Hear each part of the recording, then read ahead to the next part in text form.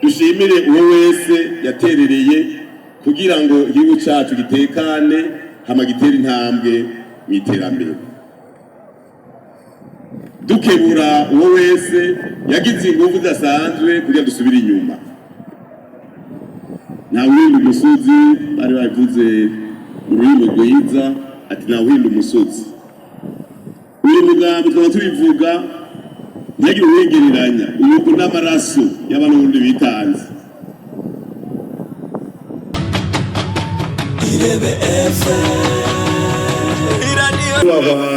Kigali mukuru w'igihugu uwa mwese utudondagura umwe wese yiyumve bagumyabanga bakemugamba mbonera kure bisi by'inkona tugire CNDD-FDD niteka n'akanyamuneza ntangere kuri uyu munsi mwiza w'ibiro rya 30 Myandagaro aho kuri umugwa mukuru wa politike Gitega twahuriye nk'abagumyabanga nk'abarundi bose kugira ngo twigine iyi myaka 20 umugambi CNDD-FDD umaze uri kurapanga igihugu twigira kandi uyu munsi mukuru wahariwe urwaruka rwacu rw'imbonerakure. Hari mu 2005 mu kwezi kwa Myandagaro inyuma y'imyaka myinshi uburundi buri mu ngorane abarundi bavuga bati reka dushikizere umugambi mwiza wa CNDD-FDD ugira aho dukuye ugira naho dushikanye. Uyu munsi rero ko babivuze si umunsi twaje guhaya ibyo twakoze byinshi mwabyiboneye byinshi birivugira. Uyu munsi twagomba twakire nyir'icyubahiro mukuru w'igihugu cyacu cy'u Burundi nyir'icyubahiro kaze mu bagumyabanga. Uyu munsi mwiza ni umunsi utakunze kuboneka mu gihugu cyacu cy'u Burundi, ni umunsi ushyitse igihugu itekanye kandi mu byagwaniwe mu byatumye abana b'Uburundi bitanga bakemera gusesa amaraso yabo hari uko abarundi babaho amahoro n'umutekano hama agakora ibikorwa umwe wese akiteza imbere, umuntu akarima akimbura akabyara agaheka. Twari tumaze iminsi ibiri rero dushijya nino turaba ibyo twaranguye n'ibyatugoye kugira ngo twihe intumbero shasha nk'uko nyir'icyubahiro mukuru w'igihugu mwabivuze. Uyu mwaka w'2025 ni umwaka wo gushira mu ngiro imbonakazoza y'igihugu, imbonakazoza y'imiryango, imbonakazoza y'imitumba y'amazone amakomine y'intara n'igihugu cyose. Turakwemera nyir'icyubahiro ko umugambi CNDD-FDD kuva mu n'amashingiro ibyo biswi by'inkona zose mwabonye ko bigiye guhaguruka kugira bishyire mu ngiro imbonakazoza, kandi twabizeza ko mu mwaka w'2030 aho uzohimbaza imyaka 25 umugambi CNDD-FDD umaze gupanga igihugu ko muzonezerwa mubonye aho tugejeje igihangiro zatwihaye. Twagomba rero uyu munsi dushimire uwo wese yaterereye kugira ngo igihugu cyacu gitekane hama gitere intambwe mu iterambere.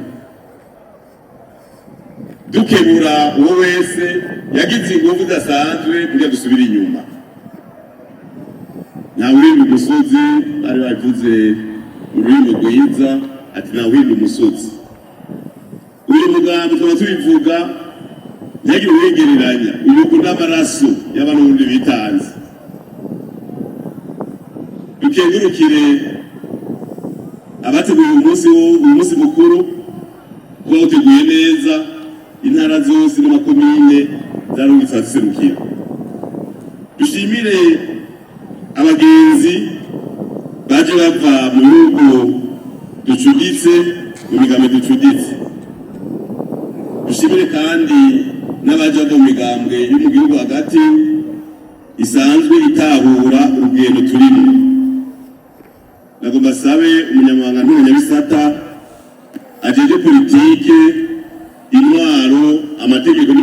abahezagire abashikane ngaha imbere baramutse isinzi ry'abagumyabanga baramutse na ncibahiro umukuru w'igihugu hanyuma duce turangiza duhamagarira abagumyabanga bose kuza gutega amatwi indamutso ya nyiricubahiro umukuru w'igihugu ahava aduhezagira atwahura kugira ngo tuje ku kivi kugira mu myaka itaniza mu 2030 mu kwezi kwa mirongo nk'uyu munsi izoshike twahindutse twahinduye igihugu twahinduye imiryango yacu. Imana ibahezagire tugire CNDD-FDD.